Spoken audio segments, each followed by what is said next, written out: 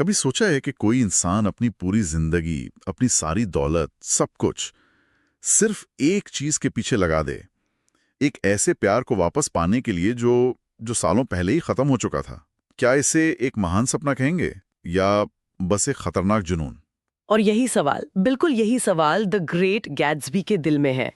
आज हम 1920s के दशक के अमेरिका की इसी कहानी में उतर रहे हैं, जिसे जैज एज कहते हैं।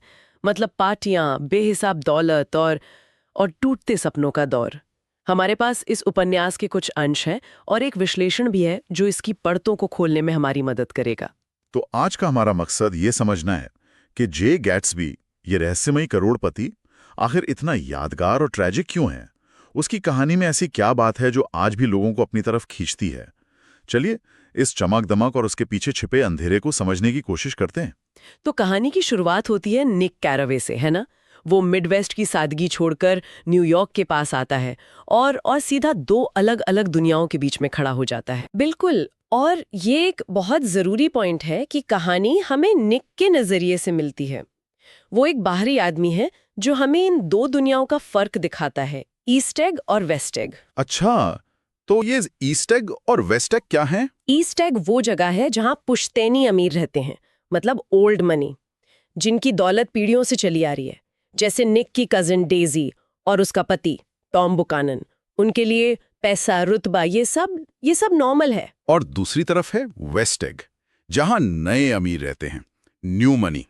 वो लोग जिन्होंने अपनी दौलत खुद कमाई है, जैसे हमारा हीरो जे गैट्सबी। हाँ, और यहाँ दिखावा ज्यादा है, पार्टियां बड़ी हैं, क्योंकि ये लोग साबित करना चाहते हैं कि वो भी उस दुनिया का हिस्सा हैं। सही है, लेकिन इन दोनों के बीच में एक और जगह है जो जो बहुत उदास है। राख की घाटी, वैली ऑफ एशेज। ये एक औद्योगिक इलाका है जहां सिर्फ राख और धुआं है। और ये एक बहुत पावरफुल सिंबल है। ये अमीरों के चमक के पीछे की असल कीमत है। नैतिक पतन, सामाजिक पतन, सब कुछ। यहीं पर जॉर्ज और मर्टल विल्सन जैसे लोग रहते हैं। और यहीं पे कहानी का एक और एंगल खुलता है, टॉम का मर्टल के साथ अफेयर। ये सिर्फ एक धोखा नहीं है, ये क्लास की क्रूरता को दिखाता है। बिल्कुल। वो मर्टल का इस्तेमाल करता है, लेकिन उसे अपनी दुनिया का हिस्सा कभी नहीं मानता। यहीं से कहानी की त्रासदी की नींव पड़नी शुरू हो जाती है। तो एक तरफ ये खोखली दुनिया है और दूसरी तरफ ये रहस्यमयी आदमी है जो अपने पड़ोस में शहर की सबसे शानदार पार्टियां दे रहा है। लेकिन अजीब बात यह है कि इन पार्टियों में मेजबान खुद ही गायब रहता है। आखिर चल क्या रहा है? ये आदमी कौन है? और यहीं पर कहानी का सबसे बड़ा राज खुलता है। ये सारी पार्टियां, ये सारी चकाचौंध, ये सब सिर्फ एक इंसान के लिए है, डेजी ब्यूकानन। अच्छा। निक को बाद में पता चलता है कि गैट्सबी और डेजी 5 साल पहले एक दूसरे से प्यार करते थे। तब गैट्सबी एक गरीब सैनिक था, लेकिन जब वो जंग पर गया तो डेजी ने इंतजार नहीं किया। उसने दौलत और सुरक्षा के लिए टॉम से शादी कर ली। और उस दिन के बाद से गैट्सबी की जिंदगी का सिर्फ एक मकसद रह गया, अमीर बनना। इतना अमीर कि वो डेजी को वापस पा सके, कि वो जैसे समय को ही पीछे ले जा सके। उसका वो आलीशान घर भी, वो भी कोई इत्तेफाक नहीं है ना? बिल्कुल नहीं। वो खाड़ी के ठीक उस पान है जहां डेजी रहती है। सब कुछ एक प्लान का हिस्सा है। और यहीं पर कहानी का सबसे खूबसूरत और पावरफुल सिंबल आता है, हरी बत्ती। हाँ, डेजी के घर के डॉक पर जलने वाली हरी बत्ती। गैट्सबी हर रात उसे दूर से देखता है। वो हरी बत्ती सिर्फ एक लाइट नहीं है, वो उसका सपना है, उसकी उम्मीद है, उसका विश्वास है कि वो अतीत को बदल सकता है। लेकिन इस खूबसूरत सपने के पीछे की जो हकीकत है वो उतनी खूबसूरत नहीं है। गैट्सबी की ये दौलत, ये आई कहाँ से? हाँ, वो सबको बताता है कि उसे विरासत में मिली है, वो ऑक्सफोर्ड में पढ़ा है, पर ये सब झूठ है। उसकी दौलत आई है अवैध शराब के कारोबार से और दूसरे गैरकानूनी धंधों से। तो उसका सपना तो बहुत रोमांटिक है, लेकिन उसे पूरा करने का रास्ता, वो पूरी तरह से करप्ट है। और यही गैट्सबी के कैरेक्टर का विरोधाभास है। वो एक साफ सुथरी दुनिया बनाना चाहता है, लेकिन उसकी नींव ही गंदी है। और फिर निक की मदद से आखिरकार वो दिन आ ही जाता है। गैट्सबी और डेजी सालों बाद मिलते हैं। वो मुलाकात बहुत अजीब होती है शुरू में, लेकिन जल्दी उनका अफेयर शुरू हो जाता है और गैट्सबी को लगता है कि वो जीत रहा है, कि उसका सपना सच होने वाला है। पर यहीं वो सबसे बड़ी गलती करता है। हाँ, यहीं उसकी सबसे बड़ी गलतफहमी सामने आती है। वो सिर्फ डेजी को वापस नहीं चाहता, वो चाहता है कि डेजी टॉम से जाकर कहे, मैंने तुमसे कभी प्यार नहीं किया। एग्जैक्टली वो बीते 5 सालों को पूरी तरह मिटा देना चाहता है, जैसे वो कभी थे ही नहीं। ये तो जुनून की हद है। इसका मतलब वो असल डेजी से प्यार नहीं करता, वो तो डेजी के एक ख्याल से प्यार करता है जो उसके दिमाग में है। बिल्कुल, एक सपने से। और ये सपना अब हकीकत की दुनिया से टकराने वाला है। और ये टक्कर होती है न्यूयॉर्क के प्लाजा होटल के एक गरम घुटन भरे कमरे में।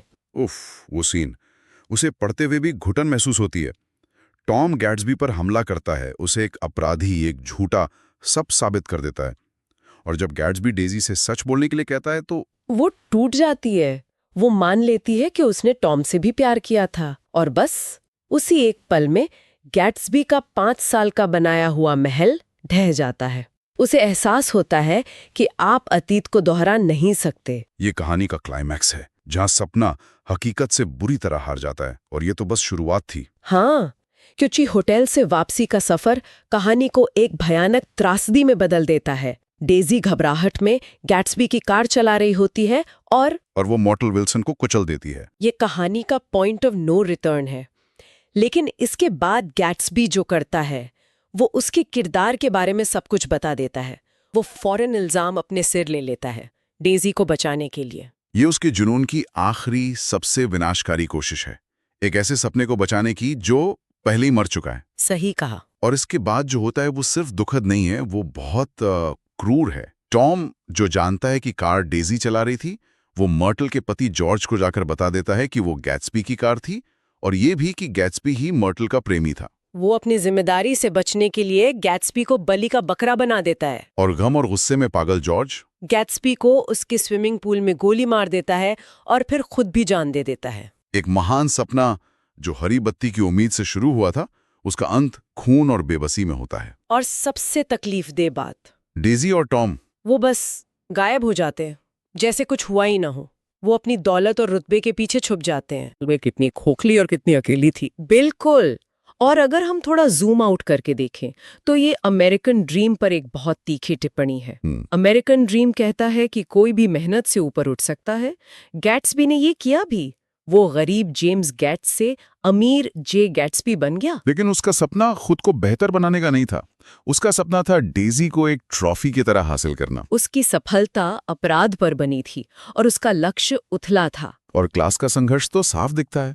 गैट्सबी कितना भी अमीर हो जाए, टॉम और डेजी जैसे ओल्ड मनी वाले लोग उसे कभी अपना नहीं मानते हैं। वो हमेशा एक बाहरी ही रहता है। अंत में पुराना पैसा ही जीतता है। वो गैट्सबी को इस्तेमाल करते हैं, उसे तबाह करते हैं और आगे बढ़ जाते हैं। हाँ, और कुछ सिंबल्स इस कहानी को और गहरा बना देते हैं, जैसे राख की घाटी में डॉक्टर टीजे एक्लबर्ग की आंखों वाला वो बिलबोर्ड। हाँ, वो आंखें, एक चश्मे का पुराना विज्ञापन। वो विशाल आंखें मानो एक ऐसे भगवान का प्रतीक हैं जो सब देख तो रहा है लेकिन कुछ कर नहीं रहा। एक ऐसी दुनिया जहां नैतिक मूल्य खत्म हो चुके हैं। तो आखिर में हम उसी सवाल पर वापस आते हैं, क्या गैट्सबी सच में महान था? ये जो टाइटल है, ये तारीफ है या एक तंज है? मेरे ख्याल से यही इस कहानी का सबसे बड़ा सवाल है। एक तरफ उसकी महानता उसके सपने की ताकत में है, उसकी उम्मीद करने की जो असीम क्षमता है, उस मामले में वो महान है। लेकिन दूसरी तरफ यही जुनून उसे इतना अंधा कर देता है कि वो हकीकत देख ही नहीं पाता। तो क्या उस उम्मीद को महान कहा जा सकता है जो असलियत से पूरी तरह मुंह मोड़ ले? शायद नहीं। उसका जुनून ही उसे एक गरीब लड़के से करोड़पति बनाता है। लेकिन यही जुनून उसे ये देखने से रोकता है कि जिस डेजी के पीछे वो भाग रहा है वो असल में है ही नहीं, वो तो बस एक ख्याल है। तो उसकी महानता और उसका पतन दोनों एक ही सिक्के के दो पहलू हैं। और डेजी, क्या वो इस कहानी की विलन है? ये थोड़ा मुश्किल सवाल है।